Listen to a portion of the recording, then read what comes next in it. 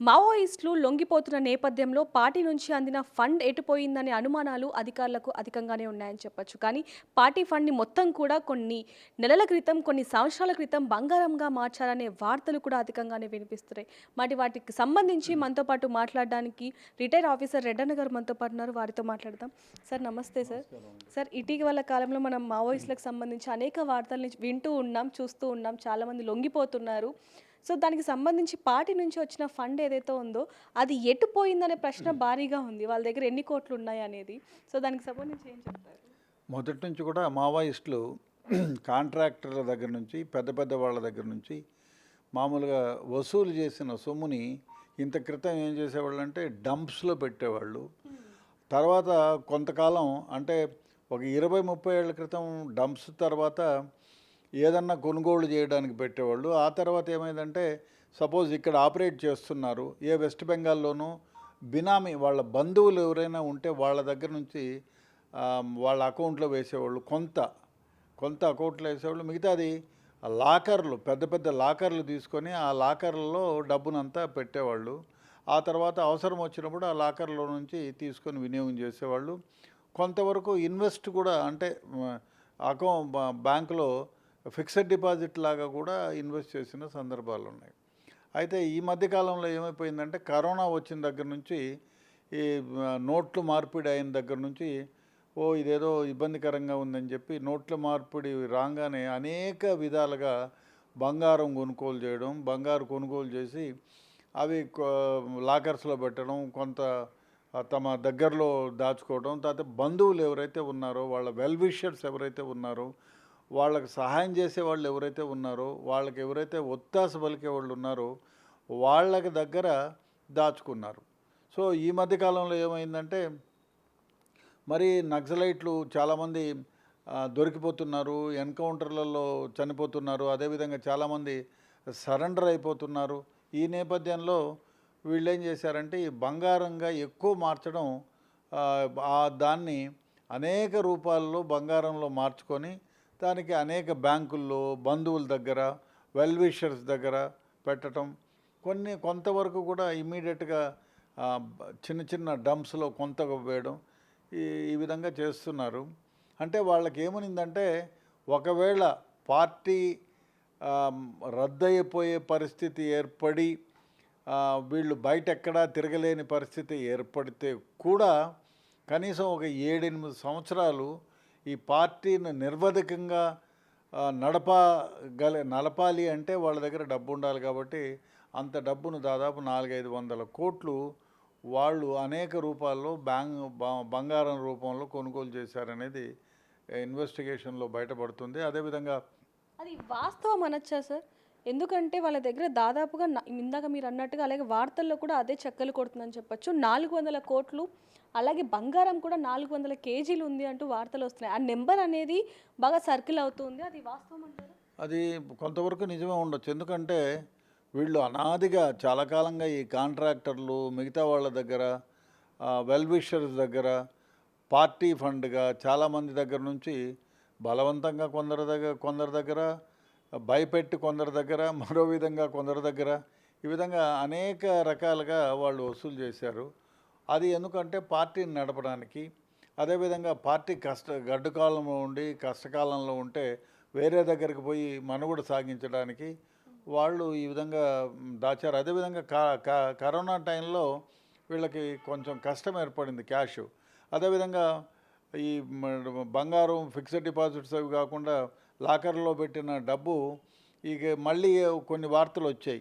500 నోట్లు రద్దవుతాయి, 2000 నోట్లు రద్దయినప్పుడు ఈ విధంగా చాలా వరకు వాళ్ళని ఎక్స్చేంజ్ చేసుకొని దాన్ని ఆ 2000 రూపాయలు రద్దయినప్పుడు దాన్ని బంగారంలోకి కన్వర్ట్ చేశారు.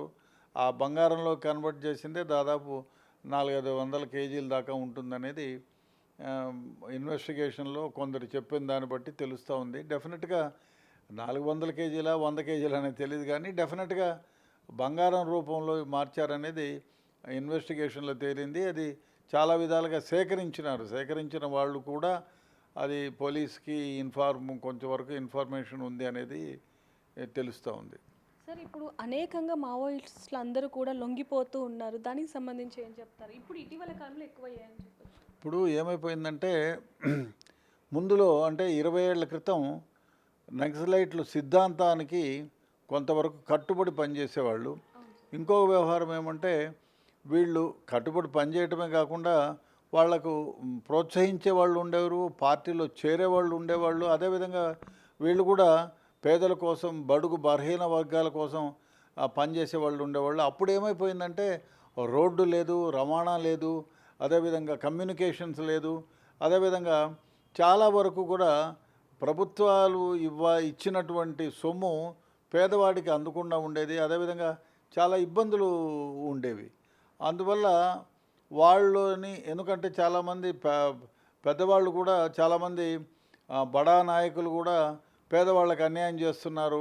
భూములు విషయంలో కానీ మరో విషయంలో కానీ పేదలకు ఫలితాలు అందకుండా పోయాయి. అందువల్లనే వాళ్లకు అంటే నక్సలైట్లని ద్వారా లబ్ధి పొందిన వాళ్ళు చాలామంది ఉన్నారు.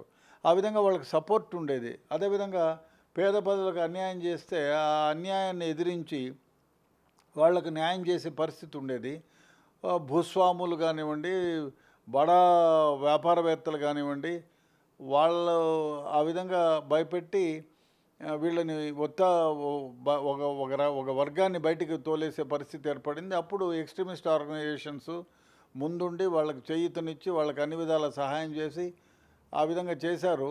అప్పుడు చాలామంది పార్టీలో చేరేవాళ్ళు. ఇప్పుడే పార్టీలో చేరే వాళ్ళ సంఖ్య తగ్గిపోయింది, ఎన్కౌంటర్లు అయినాయి. అదేవిధంగా రవాణా రోడ్డు వ్యవస్థ మెరుగుపడింది. ప్రజలకు అందవలసినటువంటి ఫలితాలు చాలా వరకు అందుతున్నాయి. ఎడ్యుకేషన్ పెరిగింది. అదేవిధంగా ఎడ్యుకేట్ చేస్తున్నారు ప్రభుత్వాలు కూడా. మీరు నా ఎక్స్ట్రీమిస్ట్ ఆర్గనైజేషన్లో పోయి ఏం సాధించగలరు. అదేవిధంగా వాళ్ళ ఒకటే ఏమిటంటే గన్ ద్వారానే రాజ్యాన్ని సమీకరించాలి, నిర్మించాలనేటువంటి భావన ఎవరికి నచ్చటంలా. ఇప్పుడు మీరు ప్రభుత్వాలు కూడా ఏమంటున్నాయంటే మీకు నిజంగానే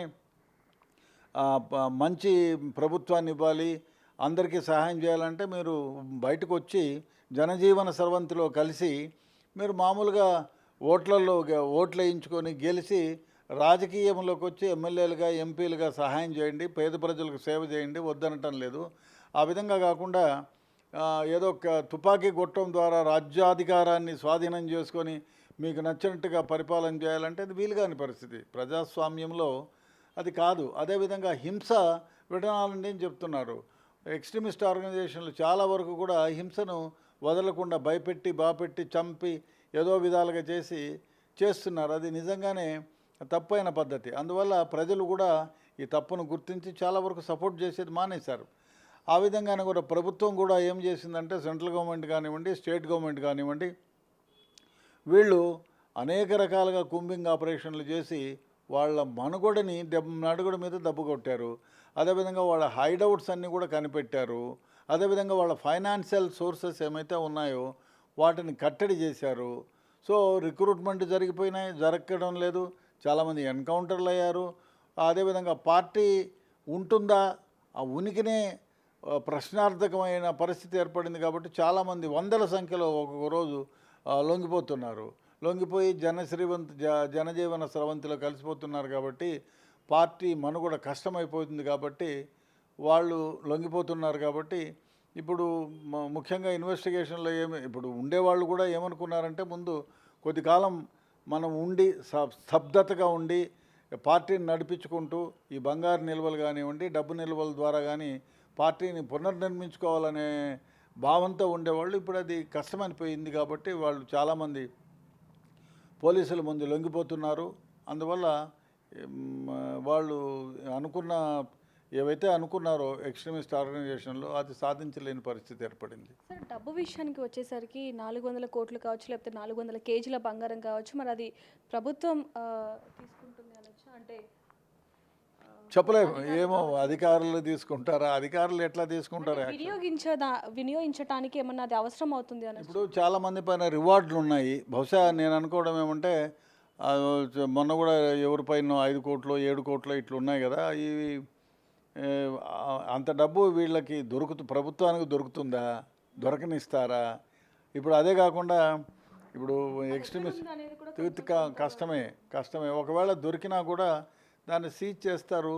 సీజ్ చేసి ఆ తర్వాత ఏం జరుగుతుంది అనేది ఇప్పుడు నా దగ్గర డబ్బు మీరు సీజ్ చేశారు, అది కాదు నాదే అంటాను, కోర్టులో జరుగుతుంది, అది ఎవరిది అని ఇప్పుడు తేలిపోతుంది. ఆ తేలిన తర్వాతే బహుశా ఒకవేళ పార్టీ ఉంటే పార్టీకి ఇస్తారేమో.